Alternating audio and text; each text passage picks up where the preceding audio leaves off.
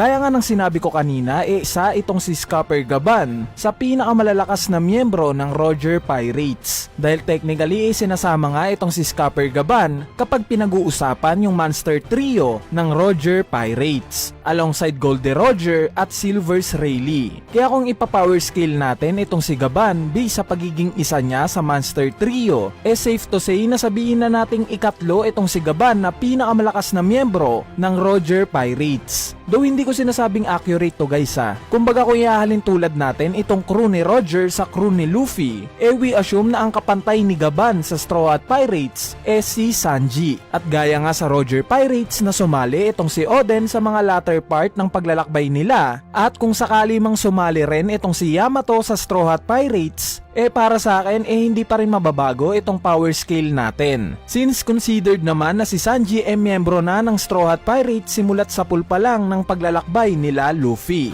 Same as Scupper Gaban na kahit dumagdag nga itong si Oden sa paglalakbay nila, hindi pa rin natin masasabi na mas malakas itong si Oden kaysa kay Gaban. Syempre ang simpleng reason lang dito hindi pa natin nakikita yung peak ng laban nitong dalawa na to. Kumbaga imaginein nyo na lang na maglaban sila Yamato at Sanji. Sinong mas malakas sa kanilang dalawa? Diba hindi natin madesisyonan? Syempre dahil sa hindi nga natin nasaksihan mismo yung talagang laban nilang dalawa na all out. Though nakita na nga nating nagharap itong sila Gaban at Oden during sa time na nagkasalubong itong Whitebeard Pirates at Roger Pirates, pero para sa akin kasi hindi naman seryosong laban yung naganap dito. Bali parang may drawback pa rin o parang friendly battle lang kumbaga. Anyway, itong physical appearance nga ni Scupper Gaban nakita naman natin na isa siyang malaking tao at malaki nga rin yung pangangatawan niya. In fact, konti nga lang yung agwat ng height niya sa height ni Oden. Meron nga ring salamin itong si Gaban at mahaba ang buhok niya. In terms of battle naman, nakita nga nating bihasa itong si Gaban sa paggamit ng palakol.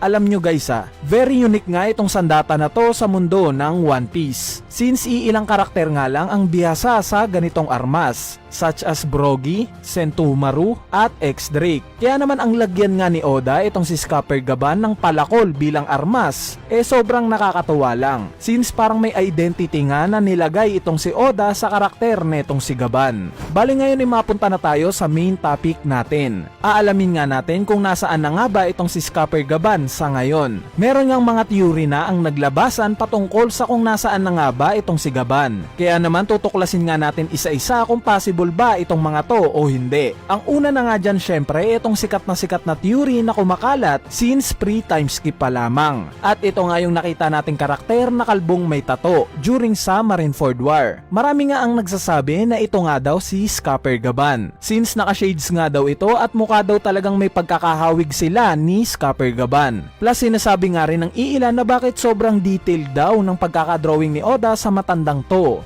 Parang extra character lang naman daw siya. So para sa akin may tsansa na itong matandang kalbo na to si Scupper Gaban. Since nakita nga rin natin itong matanda na to na nasa East Blue. At alam naman natin na ang East Blue ang hometown ni Goldie Roger. Though hindi ko sinasabing 100% na ito talaga si Scupper Gaban. Maybe mga nasa 5 to 10% lang yung tsansa na ito nga si Gaban. Meron nga akong doubt ng konti since sobrang tanda na nga nitong kalbong may tattoo na to. At alam naman natin na 25 years ago lang simula nung nabuwag itong Roger Pirates. Kaya para sa akin sobrang imposible naman siguro na maging ganito kagad katanda yung itsura ni Gaban sa loob lang ng 25 years, diba? Anyway, ang isa pa nga sa mga sikat na theories patungkol kay Scupper Gaban siya nga daw itong nakita natin sa cover page ng chapter 631 na kainuman ni Crocus. Unlike nga sa unang theory na napag-usapan natin masasabi kong mas mataas ang tsansa neto ng konti. Kumbaga mga 20% na ito nga si Scupper Gaban. Since base pa nga lang sa buhok neto may pagkakahawig nga ito kay Gaban. Meron nga ring mga nagsasabi na ito daw si Shiki. Pero para sa akin mas mataas ang tsansa na ito nga si Gaban. Dahil kung titignan nyo ngang mabuti mas mahaba yung buhok ni Shiki kesa sa kainuman na to ni Crocus. Plus base pa lang sa expression ng mukha ni Crocus mukhang matagal na nga niyang kilala itong kainuman niya. At ang huling theory naman na pinakasikat patungkol kay Gaban yung siya nga daw yung nagbabantay sa huling isla sa New World. world na Lodestar. Bali ang point naman sa theory na to ay yung pattern ng mga dating miyembro ng Roger Pirates. Dahil si Crocus nga daw nakilala nila Luffy sa Reverse Mountain, which is dito nga nagumpisa yung paglalakbay nila Luffy sa Grand Line. Si Rayleigh naman nakilala nila Luffy sa kabilang dulo naman ng Red Line, which is sa Sabody Archipelago. At syempre dahil sa pattern na to maraming ang nag-a-assume na itong si Scupper Gaban naman daw makikilala nila Luffy sa kabilang dulo rin ng Red Line. At itong tinutukoy ko nga yung Lodestar. Yes, posible rin na nandito si Scupper Gaban. Pero para sa akin mababa lang yung tsansa neto. Since may idea na nga itong Straw Hat Pirates, especially sila Nico Robin, na walang matatagpuan na makakatulong sa paglalakbay nilang mahanap ang One Piece sa huling isla ng Lodestar. Kumbaga para sa akin wala nang point para pumunta pa sila ng Lodestar. Since may idea na nga itong Straw Hat Pirates na wala naman dito yung isa sa mga road poneglyphs. Unless kung nandito nga nagkukuta itong si Shanks. Dun pa lang sa tingin ko possible itong theory na si Scupper Gaban nga nandito sa Lodestar. Anyway, meron nga rin tayong nilabas na theory last year patungkol sa kinaroroonan netong si Scupper Gaban. At sinabi ko nga na itong si Scupper Gaban possible na kasama ng Revolutionary Army.